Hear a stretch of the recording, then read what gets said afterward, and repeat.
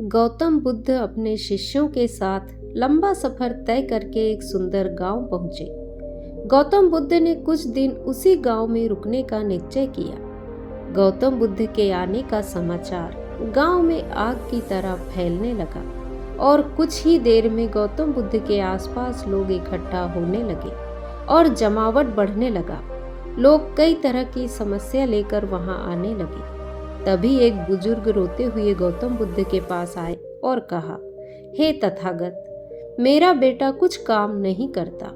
गरीबी और कठिनाइयों के लिए ईश्वर को दिन रात कोसता रहता है। जब मैं समझाता हूँ तो मुझसे ही बहस करने लगता है और घर का माहौल खराब हो जाता है। हे तथागत, मैं जानता हूँ कि वह अपना नुकसान कर रहा है, लेकिन मुझे समझ नहीं आता कि मैं उसे सही रास्ते पर कैसे लाऊं। गौतम बुद्ध मुस्कुराए और बुजुर्ग व्यक्ति से बोले, आप कोई बहाना बनाकर अपने बेटे को मेरे पास ले आइए।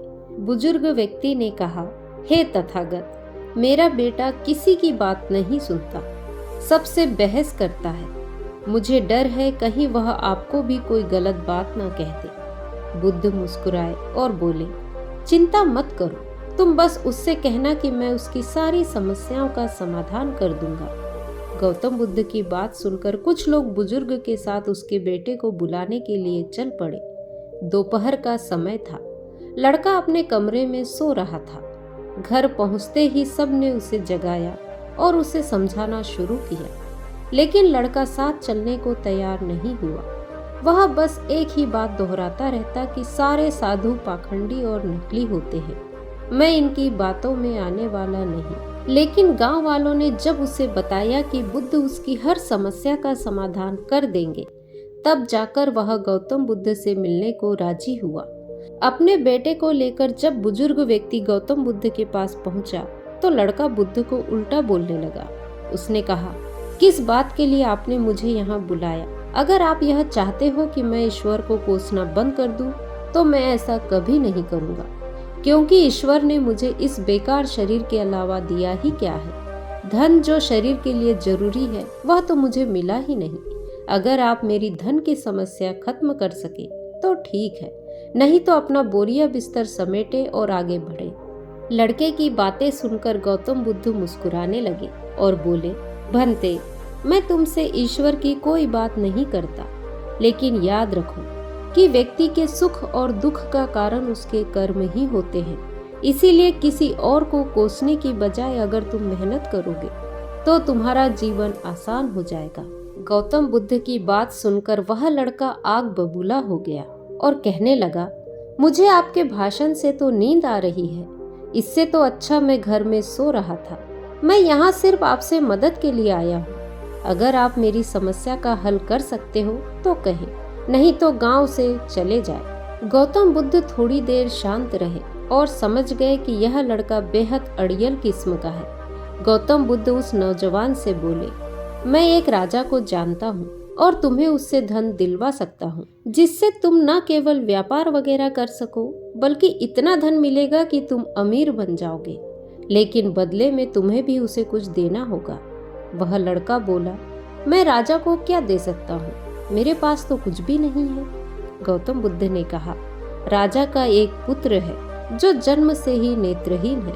राजवैद्य जी ने कहा है कि अगर राजकुमार को किसी जीवित व्यक्ति की आंखें मिल जाए तब वह ठीक हो सकता है। अगर तुम अपनी दोनों आंखें राजकुमार को दे दो तो राजा तुम्हें तुम्हारी वजन के बराबर सोने के सिक्के देंगे, फिर तुम अपना जीवन आराम से बिता सकते हो। यह सुनते ही डर के कारण लड़के ने आंखों पर हाथ रख ली और जोर से कहा, यह आप क्या बोल रहे हैं? जीते जी कोई अपनी आंखें कैसे दे सकता है? कोई कितना भी धन क्यों ना दे दे, मैं अपनी आंखें नहीं दे सकता। गौतम बुद्ध बोले, कोई बात नहीं, दो नहीं तो सिर्फ एक ही आंख दे दो, फिर भी मैं तुम्हें तुम्हारे वजन के बराबर सोने के सिक्के दिलवा दूंगा। वह लड़का फिर जमकर बोला, आप ये कैसी बातें कर रहे हैं? मुझे सोने के चाहे कितने भी सिक्के मिल जाए, मैं अपनी एक भी आंख नहीं दे सकता। मेरी आंखें अनमोल है। गौतम बुद्ध ने कहा, अगर तुमको और धन चाहिए तो बोलो, राजा मना नहीं करेगा।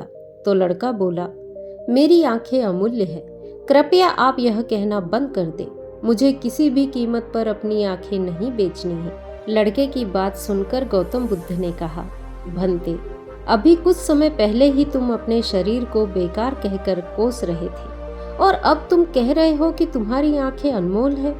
आंखें तुम्हारे शरीर का एक छोटा सा हिस्सा है। अगर तुम्हारी आंखें अनमोल है तो तुम्हारा शरीर कैसे बेकार हो सकता है? अगर शरीर तुम्हें अनमोल लगता है तो तुम्हारी बुद्धि की क्या कीमत है? अगर यह सब अनमोल है तो जीवन शक्ति जो तुम्हें जिंदा रखे हुए है उसकी क्या कीमत है? सबसे बड़ी ताकत पहले से तुम्हारे पास है। गौतम बुद्ध के शब्द सुनकर उस लड़के की आंखों में आंसू आ गए। वो तथागत के चरणों में गिर के रोने लगा। फिर कहा, हे बुद्ध, मैंने बहुत बार कोशिश की लेकिन मैं कुछ कर नहीं सका, इसीलिए मैं इतना हताश और कड़वा हो गया हूँ। बुद्ध ने लड़के को उठाया और कहा, भंते, इंसान का जन्म बहुत कीमती है। केवल इंसान के पास ही इतना विवेक होता है कि वह सही गलत में अंतर कर सकता है। ताकतवर पशु पक्षियों में भी यह स्वतंत्रता नहीं है। इसीलिए अपने शब्दों की ताकत को पहचानो और किस्मत को कोसना बंद करो।